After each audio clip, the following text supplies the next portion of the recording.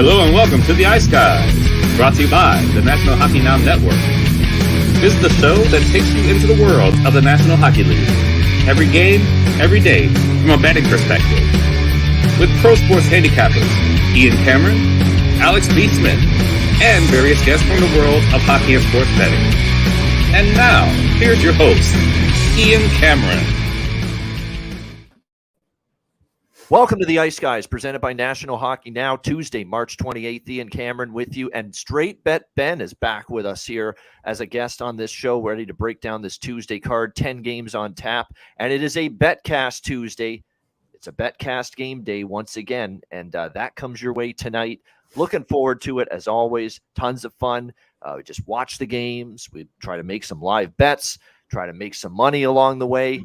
We bring our favorite adult beverages onto the scene: beer, whiskey, wine, whatever, champagne in some cases. Alex has had champagne on the BetCast a couple of times, but it's just a lot of fun. It's a bar and a pub atmosphere. Think of it just as you're chilling with your buddies watching the games at a bar. I mean, it's just that kind of experience on the Ice Guys live BetCast. That's what makes it so much fun. And of course, we've got another one tonight at 7 o'clock p.m. Eastern time.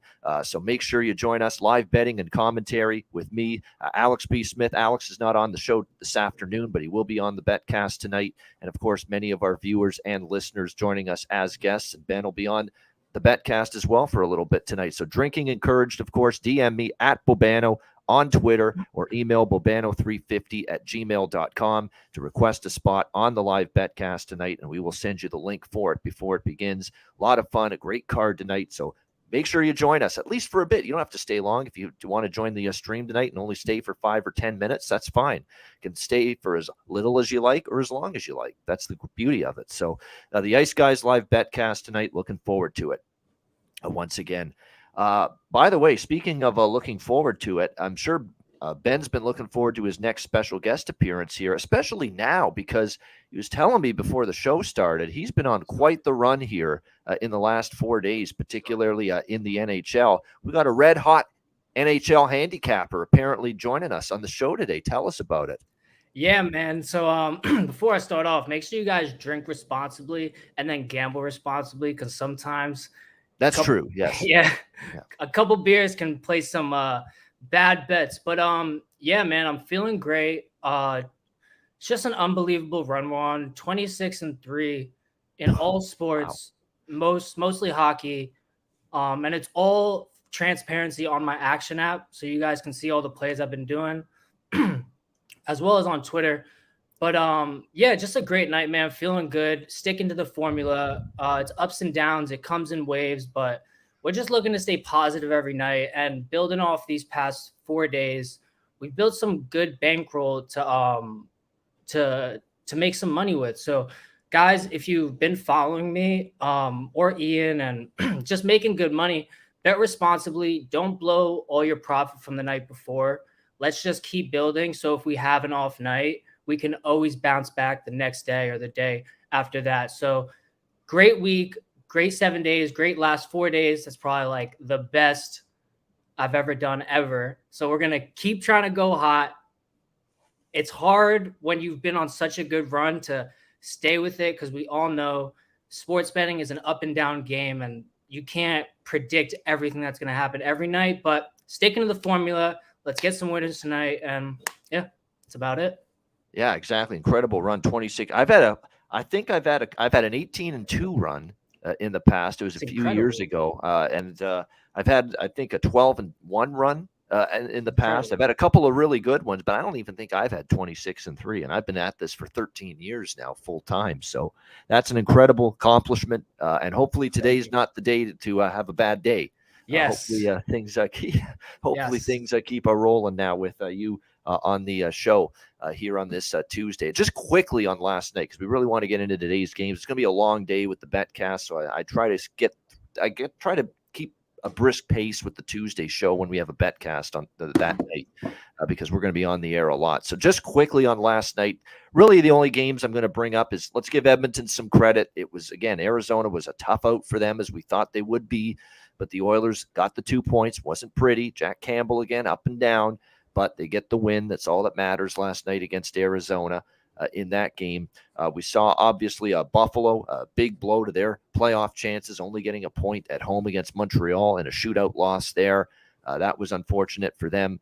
The Islanders get a big 2 points, beating New Jersey last night, and I was on the Islanders. I thought that was a good spot for them, and Sorokin was just outstanding once again in net, helping the Islanders to victory. But the big headline of the night to me is yet another missed opportunity and another failure for the Florida Panthers, with these games becoming even more important and these games and the points becoming even more valuable. They are just spitting the bit, essentially, at the wrong time. That's now 3 straight losses for the Panthers to the Leafs and the Rangers at home. They go to Ottawa last night and, just not good enough. Bad goal allowed by Bobrovsky, which really put the game away. That Stützle power play goal, it's got to be stopped. Went right through him on the short side. But defensive breakdowns again, undisciplined, stupid penalties. And unfortunately, it was a really dumb penalty to take for Florida that gave Ottawa that late power play to put the game away, essentially. So the Panthers are in a world of hurt. I mean, you just thought for a little bit there about a week and a half ago, they were starting to get back on track, and they pulled themselves to within 1 point of the Pittsburgh Penguins for that final spot. And now here they are again, falling backward again. And the more I watch Florida, the more I don't see a Stanley Cup playoff team. That's all there is to it. All right, Ben, anything to say? Oh, well, you didn't ask. I should have queued it to you. Anything you wanted to say about last night quickly? Yeah, so we fired off on a couple of same game parlays. We may need to change my name to Same Game Parlay Ben, because those have been straight money for us. We saw the Canadians pull through. Hey, you were anti-parlay when you first joined this show, so you're softening your. You know what? I like the SGPs, and I mentioned them on this show. Those are the ones that it's worth it to look at it if you find some value. Right. So that's kind of how I've been playing, Ian, and I'll go over today when we go over some of these games. But like last night, for example, we had Arizona plus 3.5 and over 5.5. That got us to minus 120. So that gives us that's interesting. Yeah. Yep. So that gives us cushion with the spread. Obviously, games goes into OT. 8-2 in the Coyotes' last 10 home games have been decided by 1 or 2 goals. So I just try to find those spots that are like have good cushion and good probability. And then we did another one with Colorado over 4.5 total goals in the game and Ducks under 4.5. That cleared easily. We got minus 140 on that. So it's just trying to find like the best value. Over 5.5 Canadians and over 2.5 team total for the Canadians got us to minus 115. So it's just, for me, that was money for us last night. You talk about the Panthers. I put out a tweet earlier saying the Sens price keeps rising. It opened at plus 115, I think, and it rose all the way to plus 130, even with Sam Bennett being out of the lineup. I saw a lot of people on the Panthers. I put a tweet out last night to pay attention to the price and see how it's moving with Sam Bennett out. So I didn't give it out as a play, but I expected the Sens to actually come out on top of that one.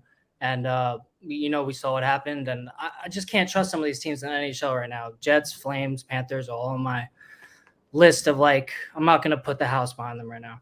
Yeah, untrustworthy. That's exactly what they are. And I could say something about all that whole bunch that, it's just, trusting them to win comfortably is not something that's easy to do at this point in time. All right, let's get into Tuesday's card. It's a huge one. 10 games. We'll begin with the Columbus Blue Jackets taking on the New York Rangers. We have the Rangers minus 410. How about that? Big home favorites here, 6.5 the total in this one. When I look at this matchup here, this definitely from a Ranger standpoint, coming off, of course, a win against the aforementioned Florida Panthers over the weekend, 4-3 in that one with Jarl Halak in net, but still able to get the victory over the Panthers. It's a team that's now 6-1 in their last 7 games, so definitely played pretty good hockey. But you look at the last stretch of games, right? They played Carolina back-to-back, division rival, play a Florida Panthers team that, look, is a team that's fighting for their playoff lives. But anyway, 3 marquee games. You've got Columbus tonight, and then you go to New Jersey. You play the Devils coming up on Thursday night in a huge game in the division, and you're trying to obviously maybe catch them for second. It's not going to be easy for the Rangers. I don't think they can, but it's a huge game against the Devils, their likely first-round opponent. I mean, and Columbus is coming off a beatdown against Montreal, 8-2. I'm going to bet Columbus in the first period here at a big price. It's just one of those swing for the fences bets that just in the pit of my gut, I think Columbus might come out and flat Rangers team in the first period, coming back off the road, the Devils game on tap. And Columbus, look, I don't care. They're not a good hockey team, Columbus. We know that. Nobody wants to get embarrassed like that, 8-2 by the Montreal Canadiens the other night. I think this is not a bad spot at all to take a shot. Plus 215, plus 220, first period money line here with the Columbus Blue Jackets, and maybe catch the Rangers napping early. But that's probably going to be the extent of it. I don't know if I can trust this team for the full 60 minutes. Even if the Rangers get behind, they've got the firepower to come back, and the Columbus defense is the kind of defense that can let a team back into the game. So definitely, I think that's the way I would go here. I like this situation. It's a big three games they play back to back, the home and home with Carolina, the Florida game on the road, back home, an embarrassed Columbus team. I think early the Jackets could strike here against this Rangers team. I also like the first period, both teams to score at plus 155 in this game. And if you actually look back at yesterday, the three first period both teams to score bets that I recommended, that I liked, that I ended up betting, went 2-1. We had Florida, Ottawa, which was the only loss in the both teams to score. That was 2-0 Ottawa. Damn, Florida couldn't even get a goal for us with such an important game. They couldn't even score in the first period against Matt Sogard. So that was frustrating. But the other ones both cashed. We liked Montreal, Buffalo, both teams to score in the first period. That cashed. We liked Edmonton, Arizona. Both teams to score in the first period, that cash. So 2-1 yesterday with those. I think both teams can find the back of the net here. I would probably look over 6.5 as well, minus 120. Again, I just think this is a spot for a Rangers team that defensively might be a little bit off their game, a little bit lackadaisical, sleepwalk. And I think that could open the door for Columbus to find the back of the net here, even with probably Shesterkin in net, I would think, tonight. But I also think that the Rangers, obviously against a Jackets team that we know can give up goals, will find their share of them here tonight. And I'm also looking at the projected goalies here. Michael Hutchinson in net for the Jackets. So that tells you all you need to know there as well. And that's probably the biggest fear I have with the Columbus first period, is him being in net. But I still think the Rangers could be caught in a really, really flat spot early in this hockey game. So 3 bets here. Columbus money line in the first period. Taking a shot with that. First period, both teams to score, plus 155, and also over 6.5, minus 120. Ben, do you like anything here? Jackets, Rangers. Yeah, so I mean, it's not a huge game I'm crazy on, but to give you a little stat on the Blue Jackets, the road team is 7-2 in the last 9 meetings, and Blue Jackets are 5-1 in the last 6 meetings in New York, dating back to 2018. Yeah, that's another thing I looked at. They have been a tough out for the Rangers. Hard to explain, but that's the way it's been. Yeah, no, for sure. Me personally, I love the first period play because you're just getting good price, and if it wins, you're going to clear out some other bets you may lose. The way I see it, if they don't win the first period, they're not winning the game. Because they're 1,000%. behind 1-0 or 2-0 or something like that. I mean, are they really going to come back against a good team like the Rangers? If they don't get them early, they'll never get them. That's the way I see it. Exactly. Yeah, that's a good eye for that game for sure. Yeah, so we got some good stats for the road team. But we got Merzlikins, who's injured. You said we have Hutchinson in net or Gillies? It's Hutchinson. Hutchinson. Okay, so honestly, I think the Rangers are going to be a little too much for either of them to handle. The Rangers also are 8-1-1 in the last 10. They're moving within 4 points of the number 2 seed in the Metro. I think honestly they'll definitely try to. I like your play on the value. I just can't see the Blue Jackets really holding up too much. I would go first period puck line maybe on the Rangers, if anything.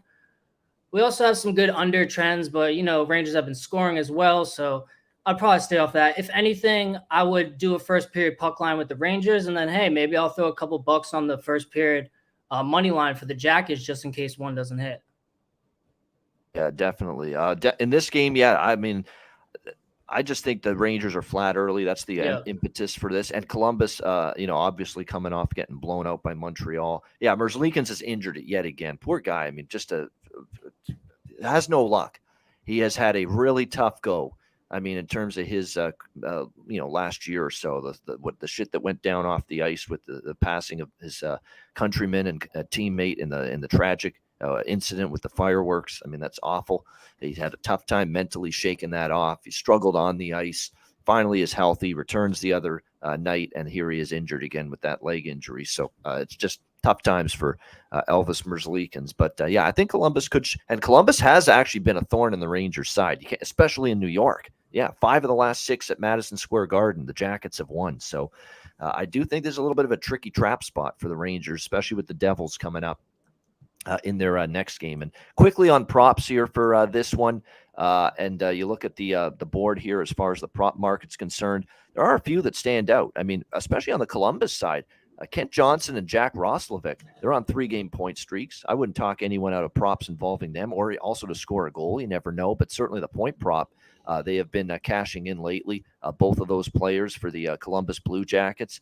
Emil Bemstrom has gone over his shots in 8 of the last 10. Adam Fox is on a strong 8-game point. 8 of the last 10, he's gotten a point for the New York Rangers. I think, too, if you're going to look at a goal prop on the Rangers side of the equation, I'd maybe look toward him. I think he's going to show signs, of starting to heat up again for the Rangers. He's streaky, but he got a goal and an assist against Florida. Philip Hedl, he's a streaky guy. You know, he went through a little cold spell there, but wouldn't surprise me to see Philip Hedl get it going again after scoring against Florida the other night. All right, next up, Tampa Bay, Carolina. We've got Carolina minus 135, home favorites, 6 the total in this game. Now, we all remember what happened the last time these teams played, and it was right here in Carolina. It was probably the worst game of the year for the Tampa Bay Lightning, or certainly one of. A game where what do they have, like 4 shots on goal after 6 shots on goal after 2 periods? It was just a bludgeoning by the Carolina Hurricanes over this Tampa Bay Lightning team. And it was a Sunday afternoon game on TNT as well. I mean, and they just got completely crushed 6-0 in Carolina. Yeah, what did they have? They had 4 shots on goal after the first 2 periods. The shots were 23-4 in favor of the Carolina Hurricanes after the first 2 periods of that hockey game. So, yeah, it's been a very long time. It's not been a long time since that game. It was early in the month of March, but Tampa Bay, you would think in theory this team brings it tonight because of the fact that was just such a horrendous loss. And, it's a division rival, but they're just not playing well. They're not playing well. They're not finding ways to win games. I thought their effort was a lot better against the Boston Bruins on Saturday afternoon, but it was still not enough for the Tampa Bay Lightning to win. They fall short, lose 2-1 to the Bruins, their 4th straight loss. I mean, I think you should see an amped up Lightning team, but I thought we saw that against Boston, but it still wasn't enough to win, and that's the concern I have. Carolina is coming off a 4-3 shootout loss to the Boston Bruins as well. So both of these teams are off losses to Boston over the weekend. It was a 4-3 shootout loss for Carolina, and I saw that game, and I thought Carolina certainly could have won that game, and a couple of blunders here and there. They got into some penalty trouble, and more importantly, Freddie Anderson, there's 2 goals he has to have. He has to stop that first shot. He didn't even get all of that shot on goal, that first goal that went in from Pasternak, and it just went right under his pads, right through him. Terrible goal to give up. Then he didn't seal off the short side on one of the other goals that Pasternak scored in that game. So I didn't think Freddie Anderson was very good for Carolina in that game. And like I said, after that game, I mean, with Boston resting a couple of guys and Carolina ended up still losing that game, I said, the more I watch it, the more, Rod Brind'Amour and Carolina almost have to seriously consider Kochetkov game 1. I mean, at this point, and Kochetkov is going to be the starting goalie tonight for the Carolina Hurricanes. You assume it'll be Vasilevsky here for this Tampa Bay team tonight.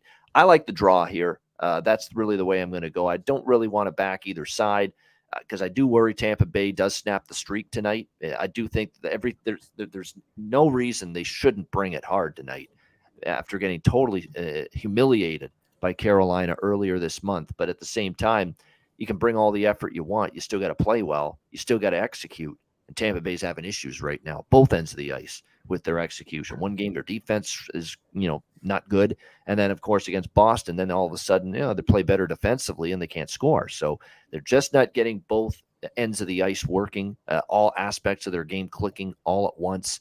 So I think the effort will be good, but doesn't guarantee they're going to win. So I don't want really Tampa, nor do I want to lay minus 135 with Carolina. I think the draw is the best option because keep in mind, before that 6-0 loss that Tampa suffered against Carolina on March the 5th, 3 of the last 4 meetings had gone past regulation between these two teams. So we've seen a lot of close games. Carolina's gone beyond regulation 2 of their last 5 games, including the Boston game in their last game on Sunday. So I think there's reasons to like this draw and reasons to think we could see this game go beyond 60 minutes tonight. So Lightning and Hurricanes draw for me is the best way to go, and you can get that at plus 325. Ben, what do you think here? Tampa Bay, Carolina. Amazing draw price. You guys have just been on fire with those lately. It's crazy to see. Can you hear me all right? Oh yeah, perfect. Okay. Yep. All right, awesome. And we had a near miss at plus 480 with Edmonton, Arizona last night. Oh, that was frustrating. That close to getting there with it. But the Coyotes always bring it back somehow. That's just everyone underestimates them at Mullet Arena. We got to stop that. But Lightning versus Hurricanes. This has been the game that has been haunting me since 2 a.m. last night. I was winding down the night, checking the lines, and I saw Hurricanes minus 130, I believe it opened at minus. I'm just seeing your Twitter now. You've got an interesting little SGP that you've cooked up for this game. That's pretty. That's actually. I'm looking at it now. It makes a lot of sense actually the way you've approached it with that. Right. So we have two ways to take this game. I looked at the minus 140. I would usually play that price, but off top, I like the Hurricanes to win. I can't put my money behind Tampa, even at a plus price. I don't know. It's just Lightning are 0-4 versus Eastern Conference. Lightning are 0-4 in the last 4 overall. Hurricanes are 9-2 in the last 11 versus the Atlantic. There's a lot that goes against the Lightning. However, situational spot, as you made clear. So I placed the Hurricanes money line plus over 3.5. That got us to minus 105. However, waking up and just realizing a little too late that this may be a strong revenge spot for the Lightning, I cooked up a little same game parlay, and this comes out to minus 110. We got the Lightning plus 2.5, over 3.5 goals for the whole game, and under 2.5 for the first period. I think we definitely see a heavy defensive game for this one. As Ian was saying, it could totally be a revenge spot for the Lightning, and a tight checking game is what I expect at the most. Hurricanes' last 5 games, the first period has gone under in all 5, as well for the Lightning's last 5. Also, head-to-head, they haven't had a game where the first period saw 2 goals yet. And also, every meeting has gone above 3.5 goals, except back in November of 2021, where it was 2-1. The only time the Lightning haven't covered plus 2.5 is in the last meeting where the Hurricanes shut them out 6-0. That's the only concern because we're at the same venue, but I just can't see a way where the Lightning don't step it up in this one. I just can't see it. I don't really trust Vasilevsky. I think he's just not the same goalie as last year, so I can't trust him completely. But I can trust the Lightning to keep it within 2 goals, and I can expect that it goes over 3.5 goals, and I can expect that it goes under 2.5 in the first period. So if that all plays right and we get a 3-2 Hurricanes win, we'll cash both those plays. But one's for insurance, and so I don't know. I can't feel confident getting behind the Lightning. It's a situational spot, but I played it 2 ways, and hopefully we can come out profitable. All right. I like that approach. It's a logical approach because you think Tampa Bay is going to play well enough that they're not going to lose by more than 2 goals. Right. I mean, and that's what you're banking on with Tampa Bay plus 2.5 puck line. Mm-hmm. You put in under 2.5 in the first period. Yes. And I think with these 2 goalies, Vasilevsky and Kochetkov, I don't think we're going to see 3 goals. We might see 1, we might see even 2, but I don't think we're going to see 3. Under 2.5 in the first period, and then you got over 3.5 for the game, which I think that can get there too. I mean, 3-1, that's not asking much, even with these 2 goalies. I mean, so I think that's a really logical, sound, unique, constructive approach to this game. Honestly, so. Very good. It makes a lot of sense to me. And like I say, same game parlays and, tweaking the money line prices and throwing in a puck line, putting in a total at a better number, and doing, it's like a science experiment. Yeah, I mean, especially when we get these great teams that are underdogs, you get the plus 1.5 off bat. And then if you go to alternates, you get great relative prices for plus 2.5. And then you add a couple in there, and we just try to create the recipe for the game that we think we're gonna get with some cushion. That's really good, and that's at a good price. Something I really haven't done, honestly, with same game. Most of my same game parlays are just props. They're points and goal score prop and assists and shots on goal. But I've never really considered or done it with where let's just take a team plus 2.5. At a big, obviously it'll be a big price, but you put it with a total at it. Let's say an alternate total, an alternate puck line, and maybe you throw something else in there, first period like you did, total at an alternate number, an alternate price. And they're big prices individually. Put them in the same game parlay, though, all of a sudden, there you go. You got a nice price to work with. So very interesting. So again, for Ben, that's Tampa Bay, Carolina. That's under 2.5 first period. That's over 3.5 full game. And that's Tampa Bay plus 2.5 on the puck line full game. So and that's the SGP for you. And then if you like the Hurricanes, we did a SGP to bring it down to minus 105. Hurricanes money line over 3.5 goals. That's minus 105.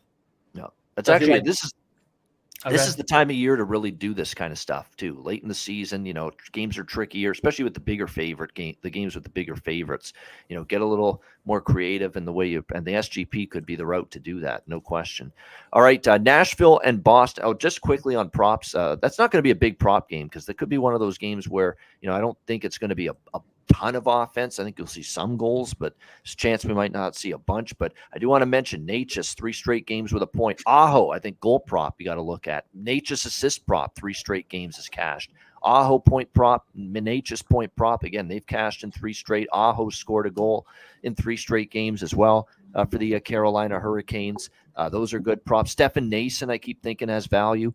Because he's getting more opportunity for sure. Teravainen's kind of stepped up lately for Carolina as well. So definitely some good prop options here in this game. Sergachev, by the way, has gotten a point in 7 of the last 10 games from the blue line as well for Tampa Bay. So definitely some good options there as far as props go. All right, next up, we've got Nashville and Boston. Boston minus 330, I should say.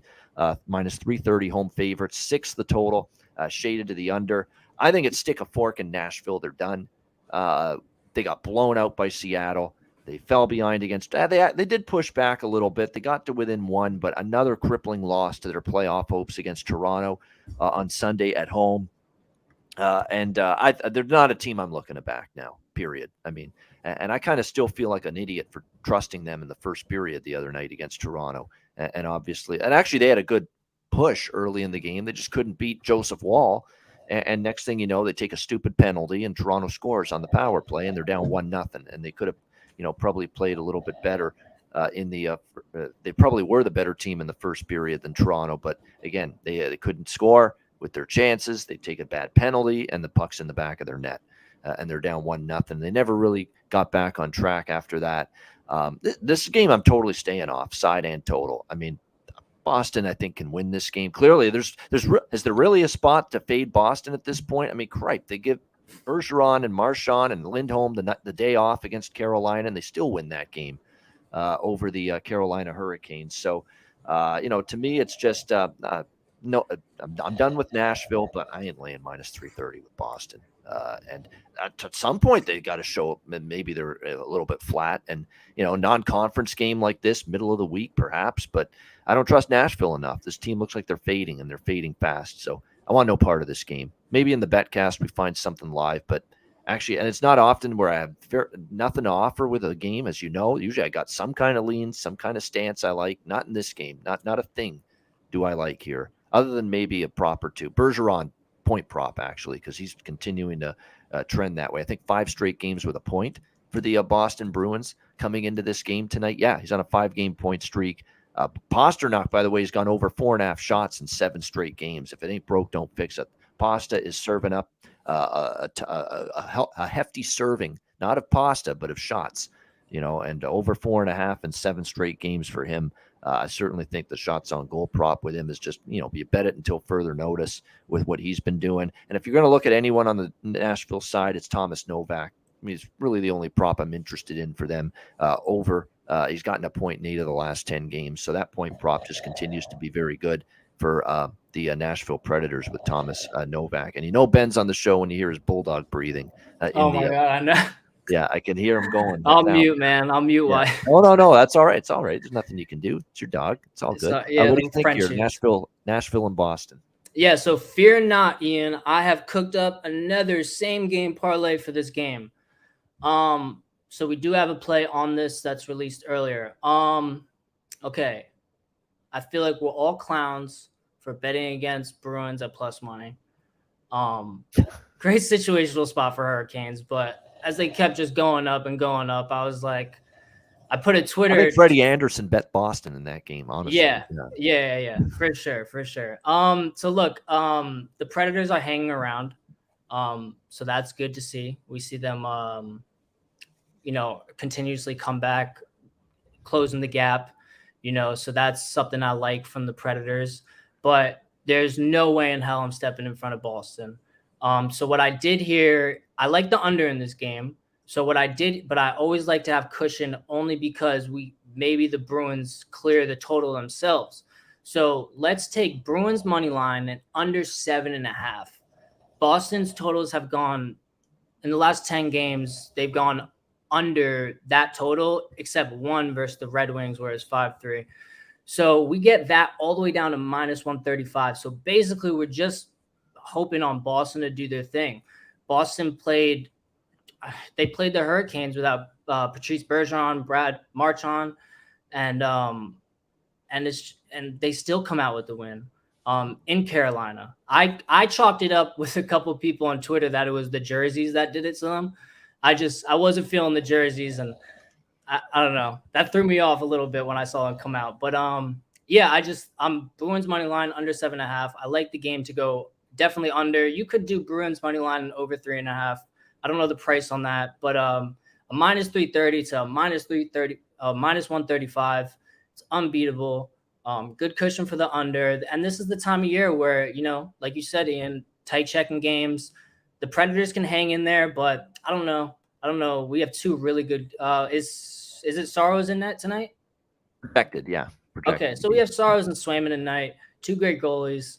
Allmark's in for Boston. Allmark. Okay, Allmark. All right. So and Bergeron is playing. Someone in the chat was asking Bergeron. Right. Yeah, he sat out Sunday. He's back tonight. Yeah. So I like that's my bet. That's my best bet on this game is Bergeron minus 130 to get a point. 5 straight games with a point. Yeah. Minus 130. Good amazing price.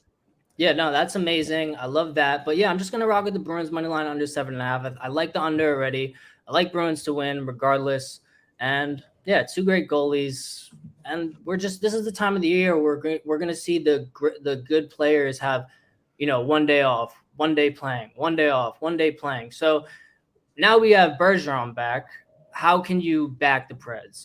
I don't know. Maybe it's a flat spot. I don't know. But we couldn't even get a flat spot versus Carolina. So I don't know. I see it that way, and that's how I'm going to play it. I'm done with the flat spot way of thinking for Boston for the time being until I actually see evidence. And maybe it won't be flat if they lose tonight. Maybe it's just, hey, they sucked, as opposed to they're flat. It just didn't play well. Didn't get a save. Didn't get the offense going. So, we'll have to see. Perlo, Lindholm's, all those guys that were out against Carolina, they're all playing tonight. Marchand's back, Lindholm's back, Bergeron's back for the Boston Bruins tonight. I want to see if they're rotating guys. No, I don't think they're rotating anybody. They have it's just guys that are injured. Foligno and Hall are on the IR. Although I think Foligno's skating again. He might be returning soon. Derek Forbert's out due to injury. And Jakub Lauko is out with an upper body injury. And he's actually scored for them. He had a really good game for them against Kakalaki on Sunday. But he's out due to injury. But again, they got depth, tons of it, this Boston Bruins team, no doubt. All right, Montreal, Philadelphia. We've got the Flyers minus 170, home favorite, 6.5 is the total in this game. Montreal back-to-back. They had a shootout win last night against Buffalo. They play hard. Say that. You can't take that away from Montreal. And you give Marty St. Louis credit. This team plays their butts off most nights. I mean, it's not always pretty. They kind of suck defensively, but, they can score, and they still are finding ways to put the puck in the net right now. Still have a deluge of players missing due to injuries. Jacky and Slavkovsky, Monahan, Caulfield, Gooley, Dvorak, Josh Anderson's out, Yoel Armia. But they get Brendan Gallagher back. He scores a big goal to tie it up last night. Drouin has been good lately. Guryanov's been a nice pickup. Belzile scores again last night for Montreal. They got Suzuki, Doc still, who are always a threat. Raphael Harvey-Pinard gets a hat trick against Columbus. Mike Matheson is suddenly Bobby Orr and Paul Coffey reincarnate. I mean, I can't believe what this guy's doing. Mike Matheson shooting the puck from everywhere, racking up the points, scoring goals even. I mean, if you're Montreal, you got to be thinking, wow, what a trade that ended up being, getting this guy from Pittsburgh, Mike Matheson. It's been such a great addition to this team, and man, is he playing great right now. And I'm back to the well with the Matheson props again. Overshots on goal and to get a point. It's wash, rinse, repeat for me. I was on those props last night against Buffalo. Mike Matheson, the defenseman, is just playing so good for this team right now. He's going over his shots on goal. He's shooting the puck more than he ever has before. He's getting a point more often than not. It's an absolutely terrific prop here on him once again.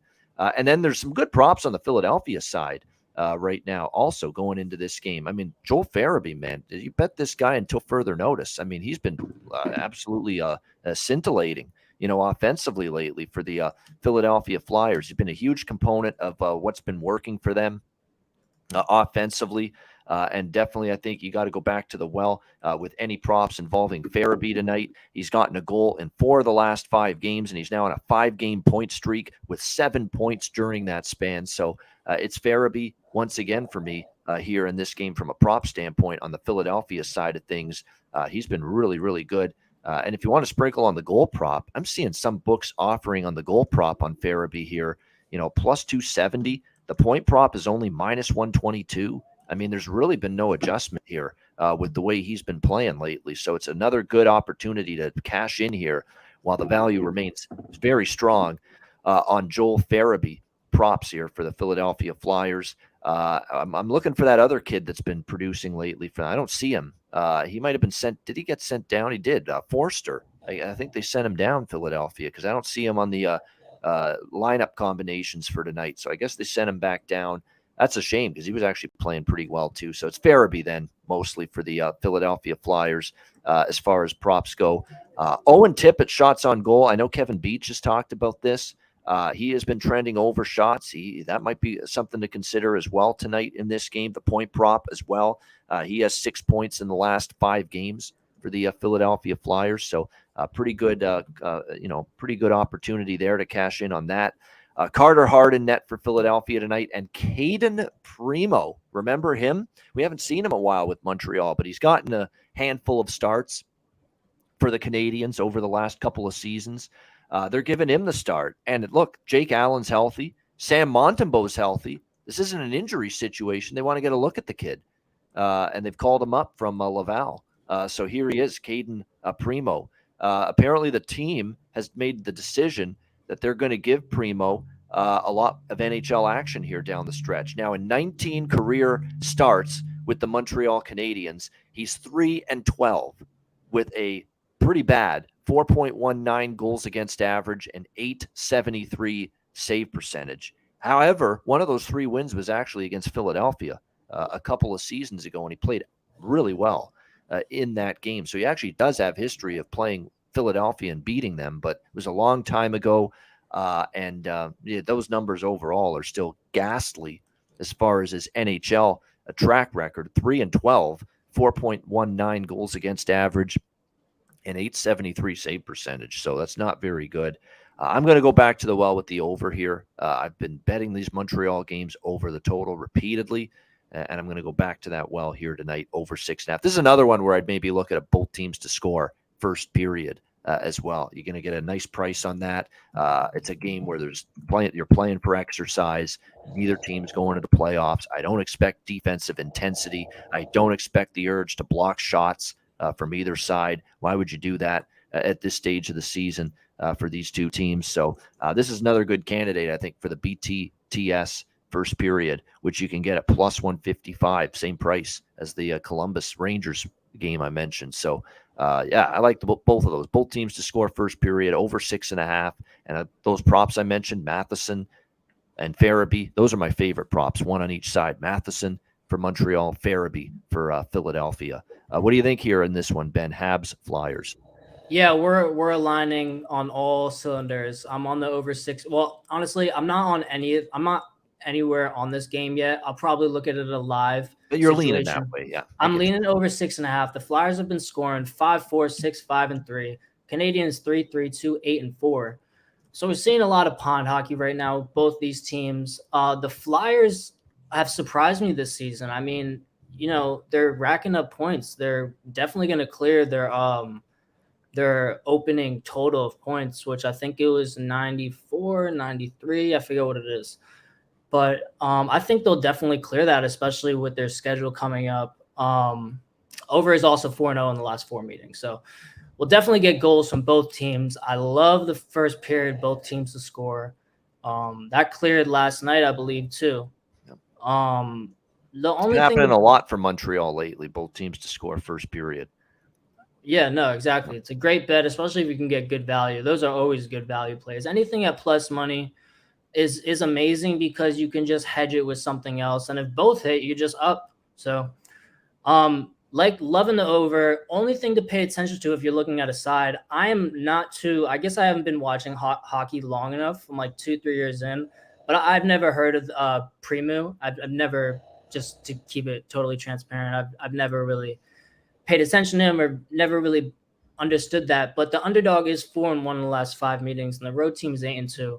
So those are trends I always like to look at. And also, is he a new goalie in the NHL or not new, but has he played in the NHL recently? Oh yeah. Oh, definitely. Well, not recently, but a couple of years. Last season for a bit. Not this year yet, but last season for a bit. 2 years and again 3-12, 4.19 goals against average, which is not good. But maybe he's gotten better down there. That's what I'm hearing. I'm hearing he's played pretty well down there in the AHL. But let's see it at the NHL level where he hasn't shown you anything of quality yet. Right. So that's my angle also for the Canadians. I will never count the Canadians out. I'll never count the Coyotes out. I won't count these teams out because they just keep it close. They go hard every night, even the Ducks. However, I feel like when we see these AHL guys come up to the NHL, they want to prove themselves. I mean, we saw it with Hoffer, I believe. And a few other goalies where they, 3-0 starts coming into this year, so I don't know, maybe we can get one of those situations where this kid shows up and or guy, I don't really know his age. Sorry about all that lack of knowledge on him. But I think we can win with an over. And I mean, I wouldn't count the Canadians out. I'm definitely not laying 170 with the Flyers. I'll tell you that. Yeah, I think you cleared it all, Ian. I think both teams to score and over 6.5 is the money plays here. This is I'm staying far away from a side here because while Philadelphia situationally has the better of it here, I'm not laying $170 with them. I mean, no, that's just not going to happen. That kind of price.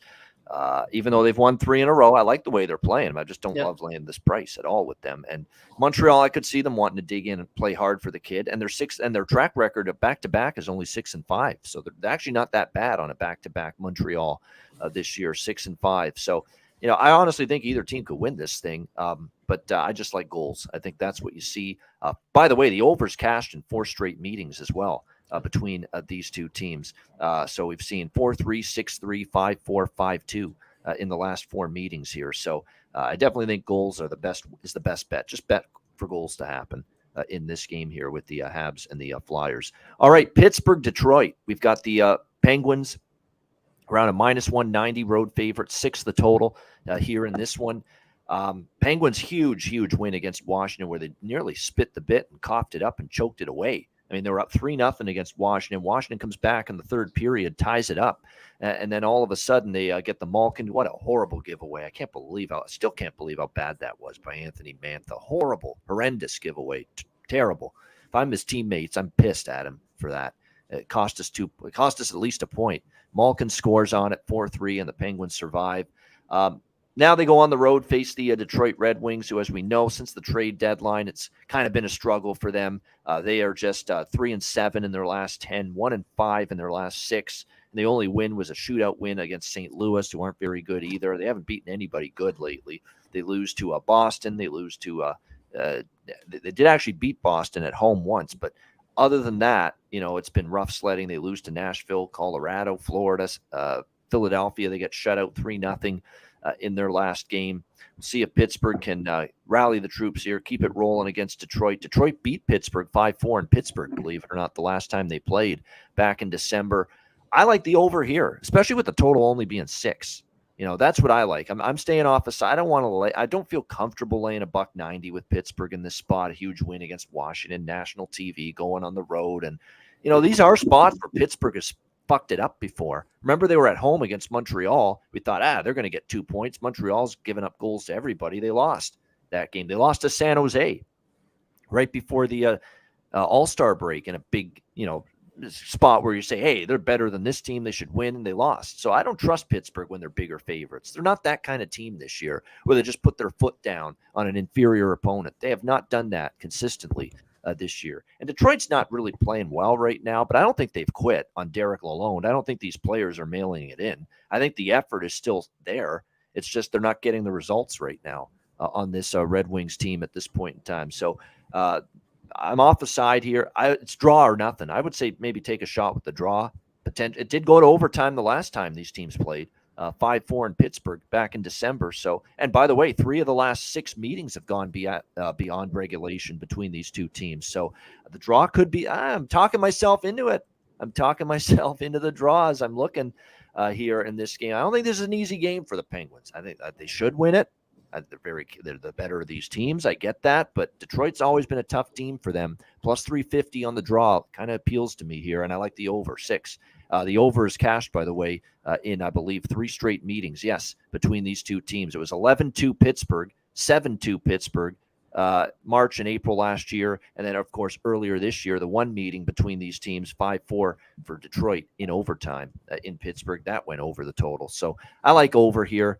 DeSmith is in net. He's been better than Jari, but I still think Detroit can score tonight, especially on home ice. And I think they'll be motivated to get some offense going after getting shut out blank by Philadelphia. But I think Pittsburgh can absolutely score their share of goals, because I'm not a big trustworthy fan of Nedeljkovic right now, who's going to be in net for Detroit. He's spent most of the season in the minors trying to get his game back together. So I like the over here. What do you think here, Ben? Pittsburgh, Detroit. Yeah, I like these teams, like you said, met a couple in December, I believe. 5-4 going into OT. Detroit win. We switch venues here. And I think I like to look at those spots when we switch venues. It can go, even with the total perspective. It goes over here, it goes under there. Where they win here, they lose there. So I would I'm not on this game either. I don't have many plays for this game, but if anything, like you said, the over. If you just go back 11 meetings, the over is 8-3 in Detroit. The over is 3-1-1 in the last 5 meetings. If anything, I would back the Pens here. Like you said, untrustworthy team, and that's why I'm not on this game. But they're 6-2 in the last 8 meetings. Switching venues, so I like that angle. If you want to avoid the overtime aspect and not take them in regulation, you could SGP the same game parlay. You could take Penguins money line and over. We can get all the way to over 3.5. But if you take the Penguins money line over 4.5, it's minus 125. So minus 200 all the way to that. And then if we take the over 3.5, we're minus 150. But we like this game to go over anyway. So if you like it to go over, take the 5.5. But for safety, Penguins money line over 4.5 is a great look if you like it to go over and you like the Penguins. I'm not on it personally, but that's the way I would look at it if it was on my slip tonight. Yeah, and I want to mention the injury reports, because there's a lot both sides. We know the blue line is just decimated for Pittsburgh, but they've somehow – that's another reason I like the over. You're not going to be able to shut teams down every night when you've got Jan Ruda out, Kulikov out, Marcus Pettersson out. And of course, Jeff Petrie is also a day-to-day here, game-time decision with a upper body injury. You know his dad, I don't know if everybody knows this, but I'm sure if you're a sports fan and you're more than just hockey, and especially you're a baseball fan, you know his dad's Dan Petrie, right? The pitcher for the Tigers, and he actually does Tigers television analyst work for the Detroit Tigers. His dad, Dan Petrie, played baseball. His son did not follow in his footsteps, though, Jeff playing hockey.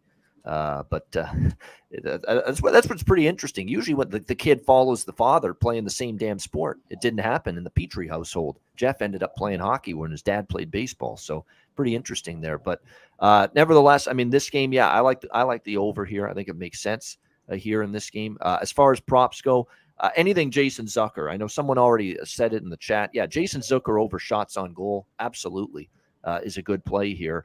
He's been trending that way as far as going over shots and to get a goal, to get a point. I mean, I think he's going to have his imprint on this game. Sidney Crosby's shooting the puck a ton. He's averaging 5.3 shots on goal in the last 3 games. And, you know, he's playing like a captain here that, hey, I've got to take the onus on myself here maybe to get going offensively. So he's gone over his shots on goal in 3 straight. Brian Rust has gone over his shots on goal for Pittsburgh in 4 straight. Letang's gone over his shots on goal in 5 straight games for the Pittsburgh Penguins. So there's been a lot of good props here tonight, especially on the Pittsburgh side, as far as shots on goal, because you got all these guys that are just a consecutive game over shots on goal streaks right now for them going into this matchup. So a lot of good options there as far as that is concerned.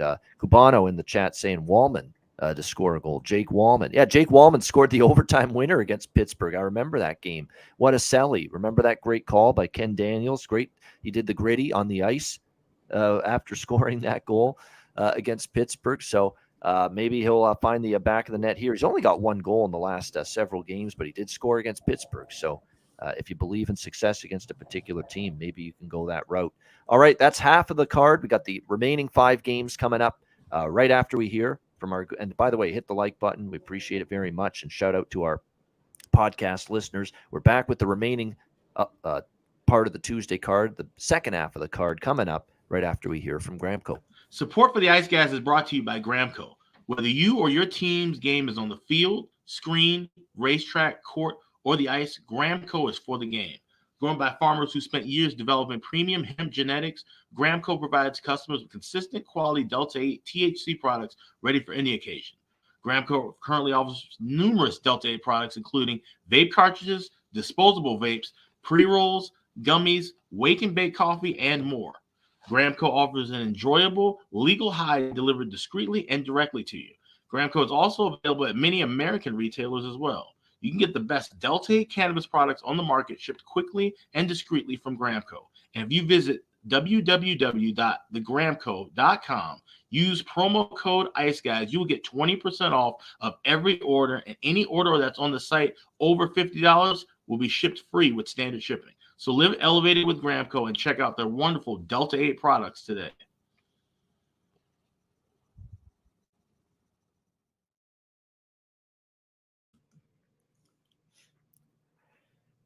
All right, we're back here on the Ice Guys. We roll along here. Oh, by the way, good time to mention it. The Ice Guys playoff box giveaway. Don't forget about it. If you haven't signed up yet, it's plenty of time to do so.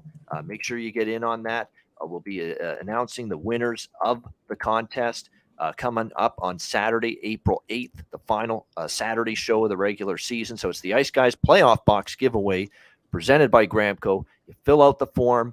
The link for the form is right in the YouTube video description below this episode and every Ice Guys show that we have moving forward. Fill out the form, and if you do that, you're going to be a chance to be one of 5 winners to receive a $10 GramCo digital gift card, and one lucky winner will receive a box full of GramCo products worth over $60, and you'll get it just in time for the start of the 2023 Stanley Cup playoffs on Monday, April the 17th. So make sure you sign up, get into that contest, fill out that form, and get involved and try to become a winner for the Ice Guys playoff box giveaway presented by GramCo. All right, let's move on now. Rest of the card, we got Vancouver, St. Louis, even money, -110. The total 6.5 here in this game. I'm back to the Canucks here. I love the way they're playing right now. Look, they've got a late. This is what the Canucks do. It's happened in years past. Fire the coach and late season surge with the new guy. This is what happened after they got rid of Green and Boudreau took over last year. They did the same thing. They went on this late season run, and it's what the Vancouver Canucks do. But in all seriousness, they are absolutely playing really well. 8-2 their last 10 games. This is as good defensively as they've played all year. I mean, when's the last time Vancouver has held their last 3 opponents to 2 goals or less in 3 straight games? When's the last time that's happened? Has it happened at all this year? I don't think it has. So, it's been a great run. Tocchet has them playing more responsibly. What he's done with the penalty kill is incredible, because this penalty kill was so bad it was embarrassing to watch. They have now gone 6 straight games without allowing a power play goal to the opposition. I really wouldn't think that the Vancouver Canucks would be capable of that. But, it's been a much improved it's been a much improved penalty kill. It's been impressive to watch.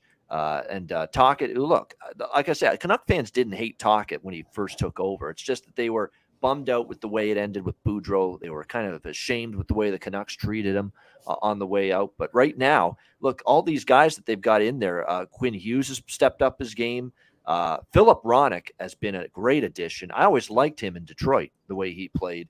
He has been a great addition, puck mover, physical, responsible in his own end. Ethan Bear and Kyle Burrows, the depth defensemen, have stepped up a little bit for them as well. This Jack Rathbone kid got an opportunity in the last game. He was pretty solid. So, they're pushing the right buttons. Kuzmenko's been phenomenal. Pettersson's been great. Miller's been great. Besser's starting to heat up. Garland, Beauvillier have been great. And then how about this guy, too, all of a sudden stepping up with goals in 3 of the last 4 games, points in 3 of the last 4 games. It's not delivery. It's Di Giuseppe. Phil Di Giuseppe here for the Vancouver Canucks. He's been really good. And he's up to the second line now because of just what we're seeing out of him here in recent games. So I like the Canucks here -110. And I also like Di Giuseppe. I mean, he is the value prop right now. Phil Di Giuseppe here is +450 to score a goal at FanDuel and some other books here tonight in this game. So no question, I think you've got some good looks here. St. Louis is coming off that crazy game against LA, so they're back home off a California road trip, so it's a negative spot for them. First game home off a road trip. Vancouver can catch them in that spot. But there are a couple props I like for St. Louis. Kasperi Kapanen, you got to keep going to him at the moment. He's been certainly enjoying the opportunity to be with a new team. +290 to score a goal, only +118 to get a point. Kapanen's been heating up big time here for the St. Louis Blues, no question. And he's actually displaced Jacob Vrana, who's kind of cooled off lately, as my number 1 undervalued player prop right now on this St. Louis Blues team. And Kapanen's now on the second line with Buchnevich and Sammy Blais. Again, he's got 2, 3, 4, 5 goals in the last 6 games and 7 points in the last 6 games for the St. Louis Blues. So, a very undervalued prop there in my mind going into this game. What do you think here in this one, Ben? Vancouver, St. Louis? Yeah, so I actually have a few trends that back up your Vancouver play. Canucks are 4-0 in the last 4 road games, as we all know. Also 6-1 in the last 7 versus a team with a losing record, and 5-1 in the last 6 versus the Western Conference. So I think there's a lot to work off with the Canucks money line. We've seen about even money. I think it even opened at even money, maybe the Blues 105. I don't know exactly, but it's been straight even money. My favorite play for this game and is the over 6.5. Blues are getting back to scoring even after that crazy comeback and just up and down roller coaster of emotions game with the Kings. They have proven that they are playing for something. I don't know what it is, but they're playing for something. And 6, they score 6 on the Kings, and before that we see 6 and 4. So they've been putting up goals. The Canucks have scored 7, 3, and 4 in the past 3. Last game of a road trip for the Canucks also. So, that's always a spot to look at. And Blues are coming home after a 3-day road trip after scoring 6 on the Kings. So I don't know. I think we really see another pond hockey type of game here. Lazy defense, goals galore. Bennington in net, he's allowed 3.38 goals allowed. But he's just not the same Bennington as last year. So I'm on the over 6.5 all day. Your props are awesome. I think it's a big prop game, but I'm going to stay off those, and I'm just on the over 6.5 all day here. The money line play looks good as I look more into it. I'm just not going to get on that because, again, I can't trust either of these teams. But over 6.5 is my official play for this. I really like that play. Yeah, I mean, I lean to the over. I'm a little more hesitant because Vancouver's been defending a lot better, and Demko should be in net. He's played well, but St. Louis has certainly been trending over 3 straight on that road trip. We'll see. But, yeah, first game back home. And, again, with them, off the road, not only – I think it's worse spot for these teams that aren't even in the playoffs that when they come home off the road. They're even more distracted. They're even more, totally disconnected from playing hockey. When they're not going anywhere. The season, the season ended a month ago for St. Louis. So definitely, to me, it's just definitely an advantageous spot for the better team, the team in better form, and that's Vancouver here, especially with St. Louis coming home off the road. All right, we've got Dallas and Chicago.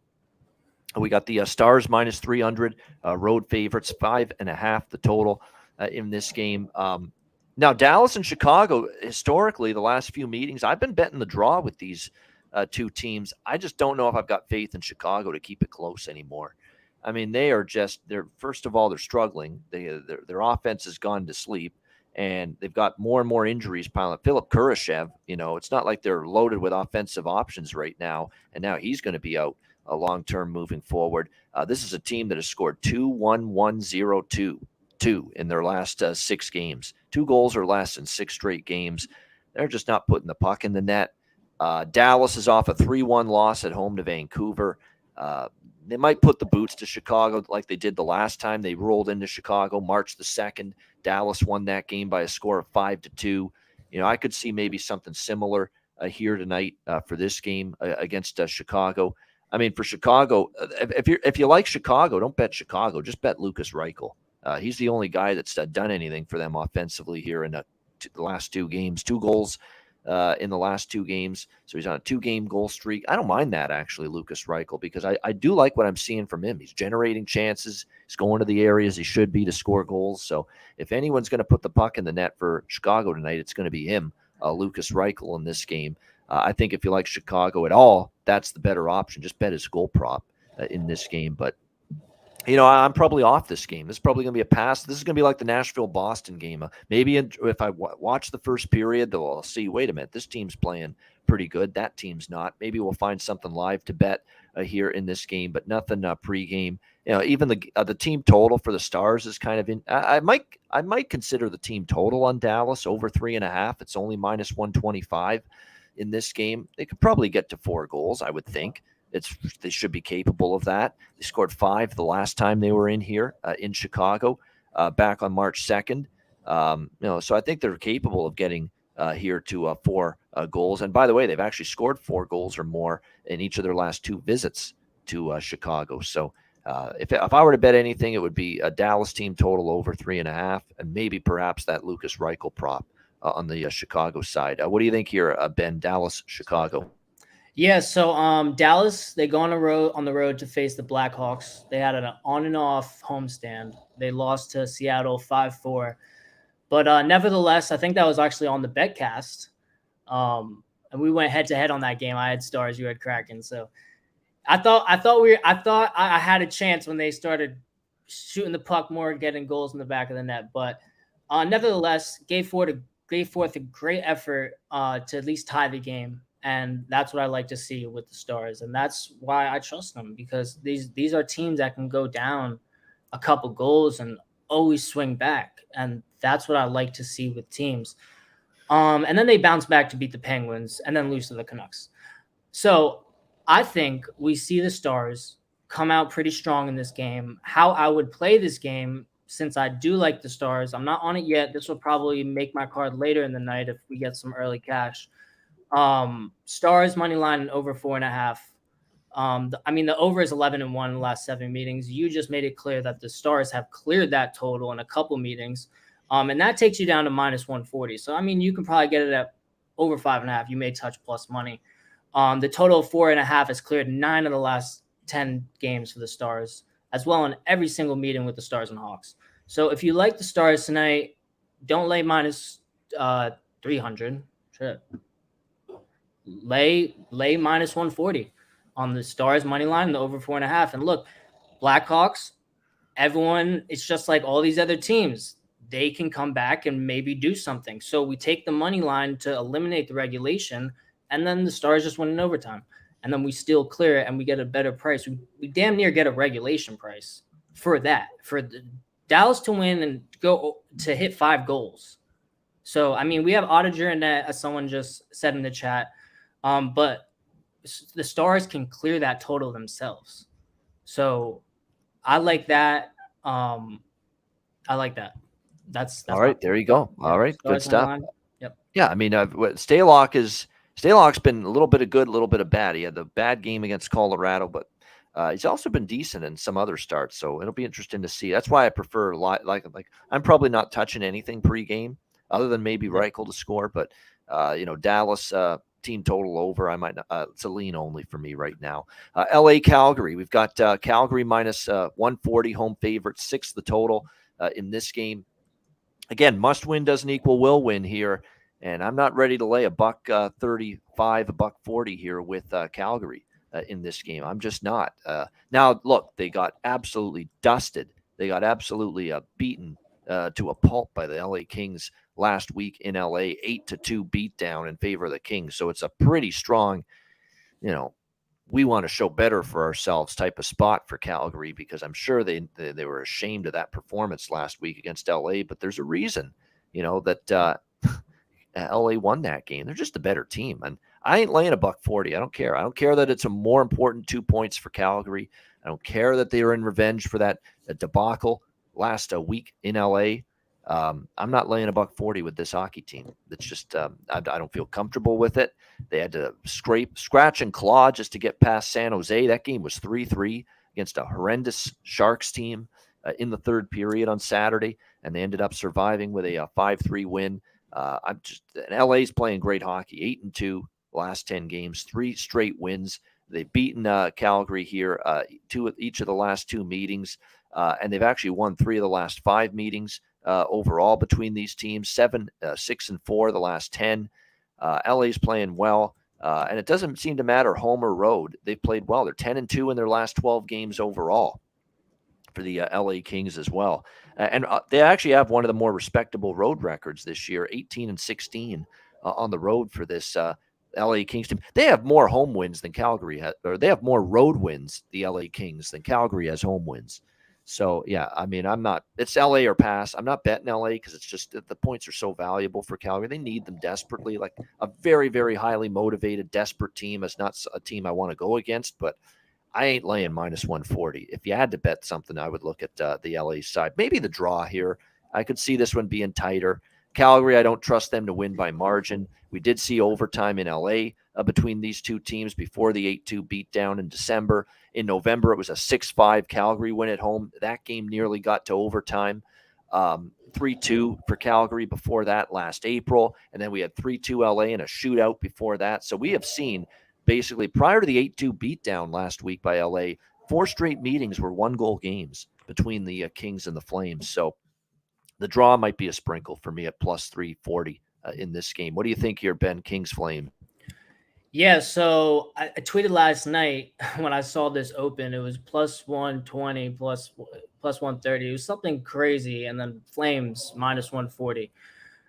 I couldn't wrap my head around this line. The only thing that I really come up with when I see the Flames heavily bet is that they are being bet by people who are crunching numbers and not actual hockey fans. We see the Flames with the most expected goals, the most shots on goal, all the stats lean their way to be a great team in the NHL. They're a statistical darling. It's like all the makeup and lipstick and all that, and then under there is a ugly looking face. Something you don't want.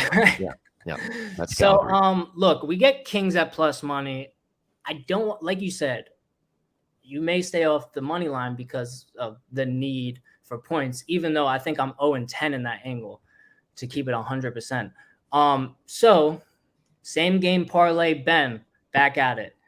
LA over 1.5 goals, Calgary over 1.5 goals, and LA plus 2.5.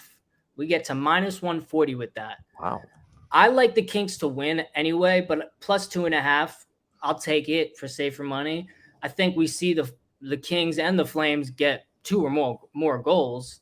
And at minus 140, I'm just all on that. Like you said, though, 22 and 13 on the road versus Calgary, who is 10 and 24 at home. So I can't take Calgary on that. But I think that same game parlay should definitely be a good look. I think we get over 2 goals from both teams, and I think the Kings at least keep it within 2 goals. Like, I can't see a situation where that doesn't happen. Now, if it doesn't, it doesn't, but I think that's the most logical way and safest way to play this game, because we're already getting Kings at a great value. So when you same game parlay it with the over 1.5s and all that, it comes to a great price. And these are all very doable things, and the overs could clash in the first period or second period. So let's rock with that. Those are the ones I'm going to take. Yeah, that's what I'm going to take. I was looking at the chat. Sorry. I like that. That's a good yeah. SGP, man. It makes sense. I mean, the thing is, too, it's been an over series history with LA versus Calgary as well. I think it's worth pointing that out. I mean, we've actually seen lots of goals recently head to head between these two teams. And it's not just 8-2 last time, but we saw 4-3 in LA in December. And then in November in Calgary, it was 6-5 for the Flames. So we have seen a lot of goals actually between these two teams when they play each other. Yeah, I might dabble on the over a little bit. I mean, I'm looking at that series history. That's hard to ignore.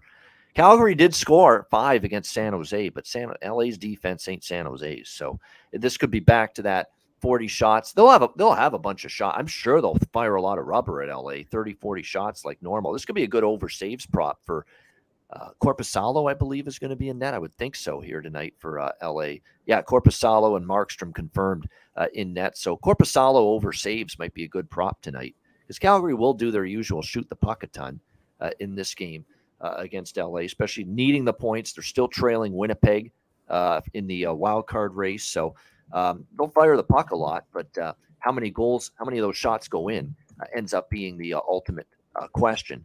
And so this is definitely, like I say, every game for Calgary, they got to view it as we need the 2 points. They are currently still 4 points back of Winnipeg for that final wild card spot, even in games remaining as well. So there's nobody has a game in hand. So it's very important for Calgary to get 2 points tonight. And when you factor in that Winnipeg's playing San Jose, which we'll get to in a bit, what are the chances the Sharks do the Flames a favor?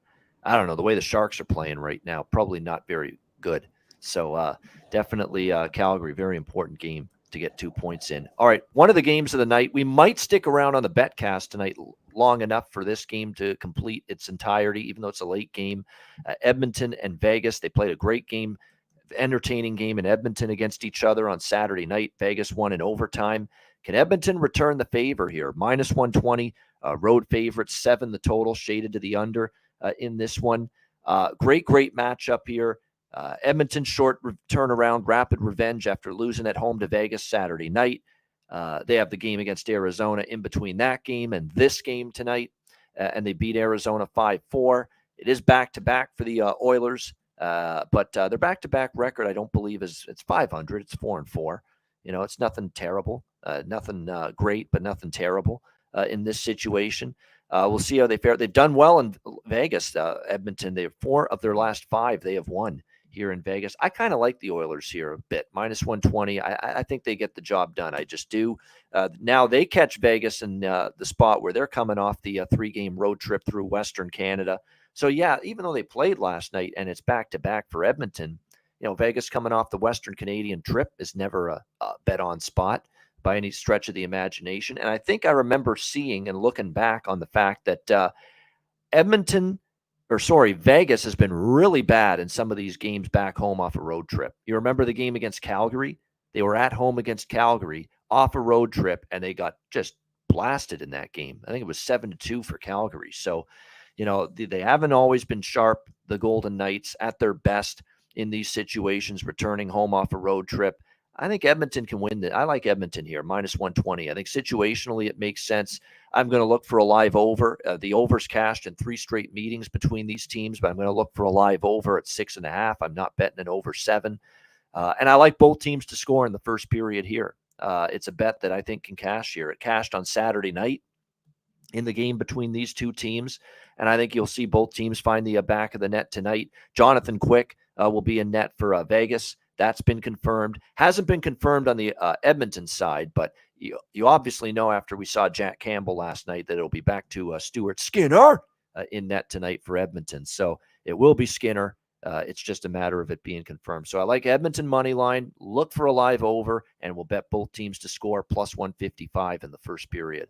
Once again, like we did Saturday. All right, what do you think here in this one, Ben, with Edmonton Vegas? Yeah, so to start off with the total, the Oilers have actually been one of the teams that have fared well when it comes to the total over 7. I think they're 8-3 or something way more positive than negative when it comes to these 7s. We see other teams fall short or push all the time with these 7s. So, love an over here, especially live. You can get I would grab it at 6.5 live. I wouldn't even take that. We got Vegas scoring 2, 7, 4, 3, 4. Oilers scoring 5, 3, 4, 5, 6. And I can't see an outcome that doesn't involve at least 7 goals. Also, we have a switch in venue when it comes to the money line situation. The switch in venue aspect is always an angle I look at. And Oilers are actually 20-15 on the road, with Vegas being 14-23 at home. And the road team is 5-2.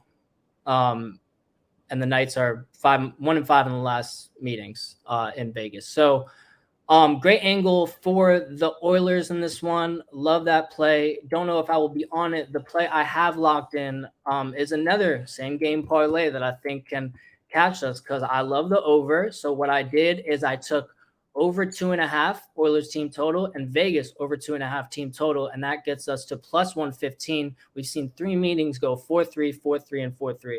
So I can't expect a game where these two teams don't get to 3 goals. Maybe Vegas comes up short. Maybe it's a 5-2. However, I like our odds on that. The trends on the over is incredible. Just to list off a few, over is 5-1 in Golden Knights last 6 overall. Over is 4-1 in Golden Knights last 5 games after a win. Over is 15-4 in Golden Knights last 21 games after allowing 2 goals or less in the previous game. And over is 5-2-1 in Golden Knights last 8 versus Pacific. And I don't think we need to discuss how the Oilers are just an over team. So, yeah, I'm going to play the same game parlay. I'm not on the money line, but I love the money line. I wrote that down last night, and I would take the over 6.5 in game. Even the over 7 has been profitable. We've seen 7s back-to-back with the Oilers, and they've cleared every single one, I believe. So, yeah, over 6.5, over 7. My play locked is team totals over 2.5. For both there we go. I think he's good. I think you're right. I think he is going to have to change his name from Straight Bet Ben to SGP Ben. I think he's going to have to at this point. He's shunned parlays, and now he's betting them, firing away left and right on all these SGPs. So I don't know about that, but you agree, Ian, right? It's like safe plays with just getting the value. It's like a science experiment. You know, you can tweak it and get everything in your favor, get the price down on them, and a lot of them make sense too, and the way you're approaching it from a game flow perspective. I think there's a lot of it that makes sense and is logical with a lot of these games that you've mentioned here. Yeah, current form and series history is what I really try to look at. I look at the last 5 games on each teams, and 5 to 10, and series history and current form is how I build these parlays. Yeah, definitely. And that's the thing. Jonathan Quick's actually played reasonably well for Vegas here in his first few starts with them. But against Edmonton, they just have such elite finishing ability. Like, they know where to exploit the weaknesses of a guy like Quick. You know, don't shoot low because he's just so good, so accurate. He's still very acrobatic and flexible, and can still go post to post as good as any goalie. So elevate the puck on them and you can beat them. And there's no better team to maybe look to do that than Edmonton with how good they can fire the puck. So Edmonton money line, I like the first period both teams to score, and the over at live over I will look at it 6.5. I do want to circle back to LA Calgary because I didn't mention any props, and there's a bunch that I actually like. Iafallo's gone over his shots on goal 10 straight games. I mean, how do you not bet that at this point for the Kings? We've got Kevin Fiala on a 4-game point streak, Huberdeau on a 4-game point streak for Calgary, and then you got a Kempe 3-game point streak, Arvidsson 3-game point streak, Iafallo 3-game point streak, Philip Deneau for the Kings 3-game point streak, Drew Doughty 3-game point streak. We got goal streaks of 3 games for both Drew Doughty on the blue line and Victor Arvidsson, who's absolutely on fire at the moment for the LA Kings. So if you believe in riding those streaks, absolutely, you'll go to the. So we have dual 3-game goal scoring streaks tonight for both Doughty and for Arvidsson for the LA Kings. And, the prices for both of them to find the back of the net are quite good. Arvidsson, plus 200. Drew Doughty, I mean, if you trust his goal streak to reach 4, you can get plus 850 at FanDuel for Doughty tonight in this game. So, wow, that's a bargain bin if I've ever seen one. So there's some good prop options there. On the Calgary side, certainly I would look more toward, you look at who's been heating up for them lately. I would look at probably someone, like I say, Huberdeau started to pick it up. I think in this case here, you've got Lindholm capable. Toffoli against his old team, I think, is definitely a good look. If you look at Toffoli when he played LA in that 8-2 game, he got one of their goals. So Toffoli, probably a good look here for the Calgary Flames in that game as well. And as for the props in this game, there's a bunch here as well that are appealing. On the Edmonton side, Darnell Nurse has 8 points in 8 of the last 10, so he's really picked it up. He scored last night. Might be worth a look there. Leon Draisaitl, an assist in 6 straight games for the Oilers. He's got points in 5 straight. He's gone over 1.5 points in 5 straight games. Leon Draisaitl, 5 straight multi-point games. I think I'm going to bet it again tonight because I took that over 1.5 points with him last night against Arizona. You did too, Ben, because I saw your Twitter. Yep, over 1.5 points. So I think, again, 5 straight games where he's at a multi-point game. I think it's definitely something to look at here for the Oilers. Like I said, Nurse has a point in 5 straight games. Nicholas Waugh for the Vegas Golden Knights is on a 4-game point streak, and he has been scoring some goals lately for the Vegas Golden Knights as well. He's just came back recently from an injury absence, and boy, has he made the most of the opportunity back in the lineup. He's been very good. He's been very noticeable. He's now on the second line with Chandler Stevenson and with Phil Kessel. He's got goals in back-to-back games, and now he's got a 4-game point streak going back to before he got injured. He was on a 2-game point. Before he got injured, he had points in 4 or 5 games. He gets injured on February 21st. He's out until just last week. He returned in Calgary, and he's got back-to-back games with a goal and a point. Everything Nicholas Waugh here tonight for the Vegas Golden Knights, prop-wise, is a good bet, in my opinion. And look at the price. Nick Waugh to get a point is plus 125. How about that? And he's gotten a point in 2 straight since he's been back, and he had points in 4 or 5 before his injury. So he is definitely an uptick for him. Plus, and he's centering the second line now for Vegas. Plus 126 for him to get a point at FanDuel. Plus 340 for him to score a goal. And the other one is Pavel Dorofeev. We've talked about him a lot here for the Golden Knights. He's been a bright addition to the lineup. He's given them some punch offensively. He's getting power play minutes as well. He has scored a goal now for the Vegas Golden Knights in 5 of the last 7 games. He has 2, 4, 5, 6, 7 points in those 7 games as well for the Golden Knights. So Nick Waugh, Pavel Dorofeev have had it as far as props for both of those guys. Here tonight. They have been smoking lately for the Vegas Golden Knights, and Dorofeev is plus 350 to score a goal. So great props there in that one. All right, Winnipeg, San Jose, final game of this Tuesday card. We've got the Jets minus 200, road favorites, 6.5 the total in this game. Winnipeg off the loss against LA over the weekend, and now looking to bounce back. How about the criticism from Rick Bowness after that game? Talking about he needs his top players to start producing, putting the damn puck in the net, saying, hey, they're paid to score goals. They've got to start doing it. So it could go one of both ways. It could say, hey, F you for saying that. We're trying. And then the other way is they could respond to it as, hey, he's right. We need more from Scheifele. We need more. They need more from Scheifele. They need more from Connor. Even Kyle Connor's cooled off. They need more from Wheeler. They need more from Pierre-Luc Dubois. All of these guys got to step their game up. If they're going to solidify this wild card spot, they're not in the clear yet. They're only 4 points up on Calgary. So they need to keep winning games here, this Jets team. This has to be the spot. I mean, this is a dreadful San Jose defense. They can't stop. They can't keep the puck out of the net. They've lost 9 straight. They've given up 5, 7, 5, and 4 in their last 4 games. How about a grand total of 21 goals allowed in the last 4 games combined by this San Jose team? They've been dreadful.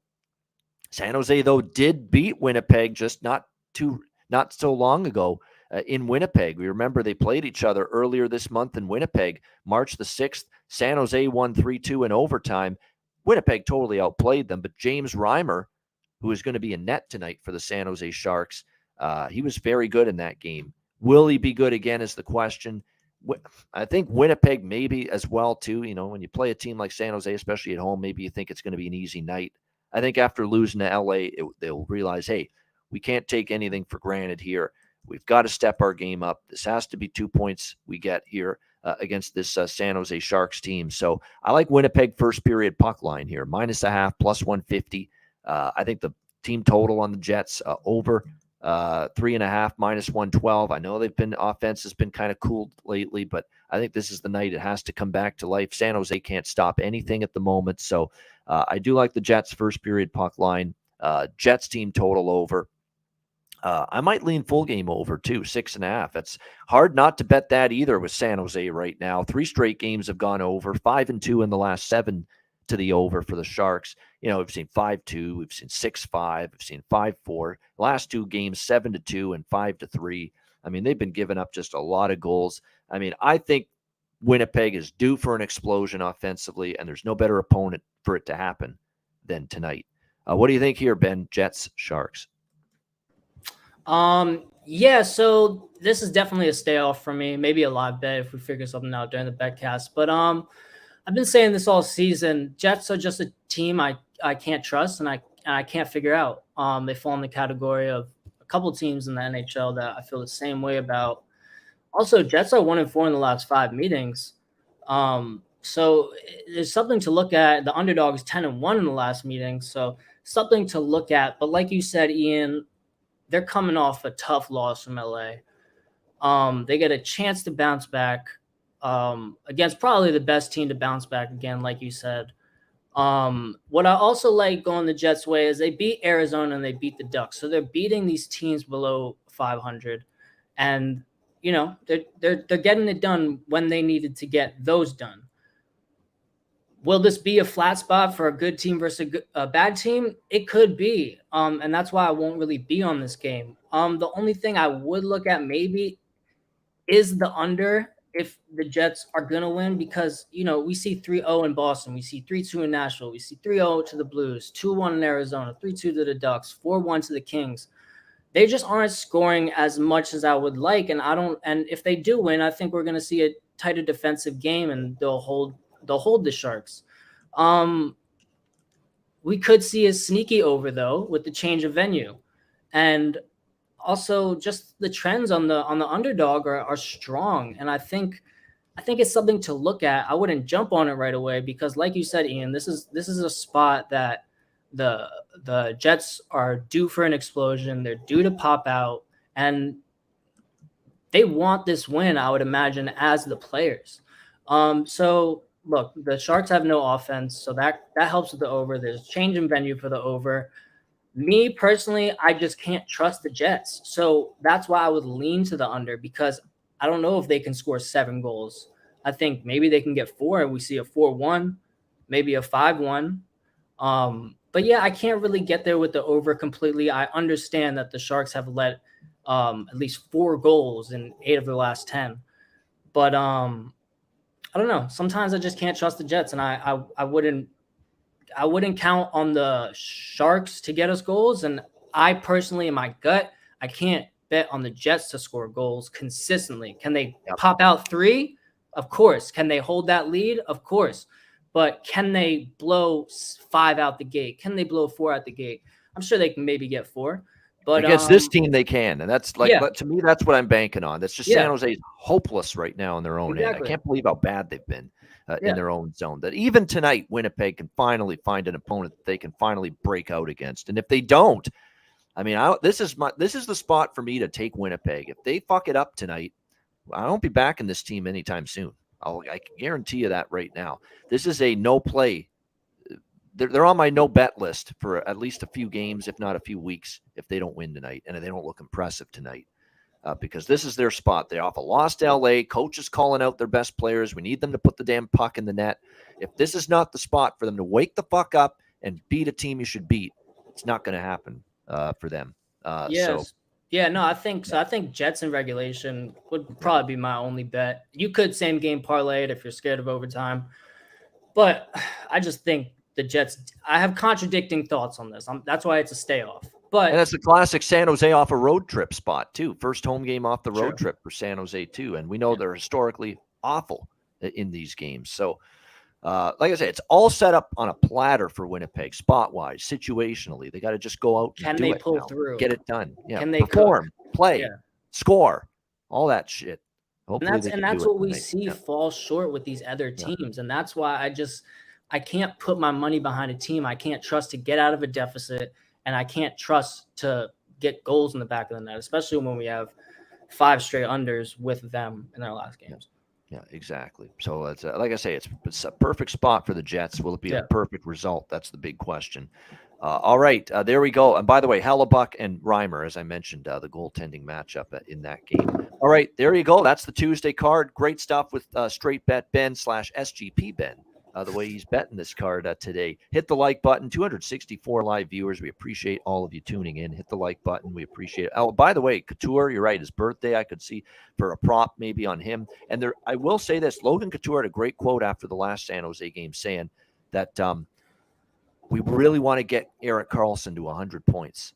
So I think if you bet Erik Karlsson to get a goal, to get an assist over 1.5 points in some of these games moving forward, I'm not saying tonight's the night, against a motivated Winnipeg team, but they're trying to put him in situations where he can get on the score sheet. They want to get him to this 100-point mark on the season.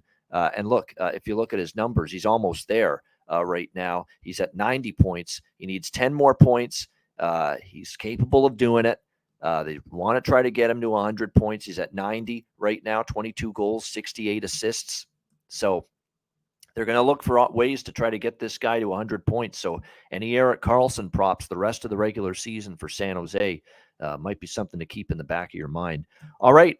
We'll get to best bets and wrap up the show. And a reminder, the Betcast tonight, 7 p.m. Eastern. DM me at Bobano on Twitter or email bobano350@gmail.com to join us for the Betcast tonight. Live betting, watching the games unfold, drinking encouraged, all that. It's always fun. So make sure you join us tonight for the Ice Guys live Betcast. DM or email me to request a spot on the Betcast starting at 7 p.m. Eastern tonight. All right. Best bets to wrap up the show in just a moment, right after we hear from our other great sponsors at Manscaped. Support for the Ice Guys is brought to you by Manscaped, who is the best in men's below-the-waist grooming. Their products are precision-engineered tools for your family jewels. Manscaped's Performance Package, the ultimate men's hygiene bundle. Join over 7 million men worldwide who trust Manscaped with this exclusive offer for you, 20% off and free worldwide shipping with the promo code ICEGUYS. That's promo code ICEGUYS at manscaped.com. If my math is correct, it's about 14 million balls that you can preserve. The Performance Package 4.0 is the complete accessory package to take care of everything that is required. You've got, of course, the Lawnmower 4.0.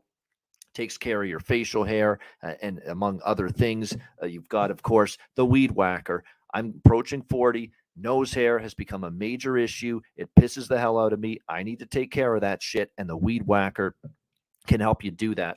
Both of these products, waterproof and a 4000K LED spotlight for a more precise shave. And you'll also be able to take care of those delicate areas with the ball toner, with the ball deodorant, keep you smelling good, looking good, and feeling good down in the nether regions. This complete Performance Package 4.0 will take care of everything for you, for all you guys out there. And it's courtesy of our good friends at manscaped.com. So get 20% off and free shipping with the promo code IceGuys at manscaped.com. That's 20% off with free shipping at manscaped.com.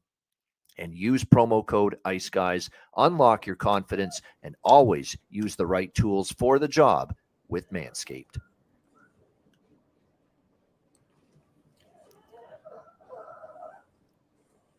All right, we're back here and ready to wrap up with best bets. Yeah, Arbone, great question. Is there a site that has the stat hit percentage of a team to score in the first 5 minutes and first 5 shots on goal? I haven't seen one. The closest that I can recommend is our guy Chris Otto at PSU Auto on Twitter. He has the first period. Is there a goal in the first 10 minutes?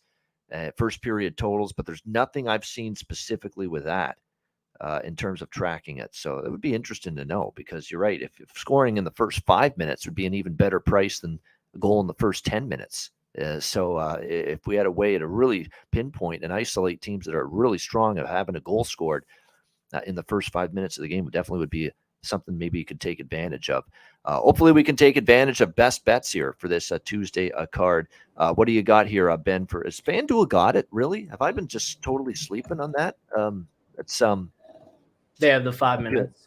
The 5 minutes, really? Wow, I should know that, man. I've been capping the sport for you, and I use FanDuel, for crying out loud. How the hell do I not know that? I mean, holy shit. There it is. First to 5 shot. Oh, they've got the bet for it. Okay, first to 5 shots on goal. He's asking Arbone where you track it, or where do you find the stats, the numbers for it? That's the question. So FanDuel, you can bet that, but in terms of tracking it, I've not seen any place where they keep, the track of the record and whether how good they are getting to being the first team to get 5 shots on goal and a goal in the first 5 minutes. So I've not seen it tracked yet, but would be good to know, especially to take advantage of that betting option, certainly at FanDuel. All right, good stuff. All right, Ben, best bet. What do you like? Yeah, let's try to make it 3-0. Past 2 times I've been here, we hit it, so let's try to get it again. I'm going to go with St. Louis Blues and Canucks over 6.5 for the Canucks. The over is 5-1-2 in Canucks last 8 in the 4th game of a 4-6 day situation. The over is 4-0 and Blues last 4 in the 4th game of 4-6 day situation. Over is also 9-1-3 in the Blues last 13 after scoring 5 goals or more in the previous game. Blues are scoring goals right now, and I think that's what will continue tonight.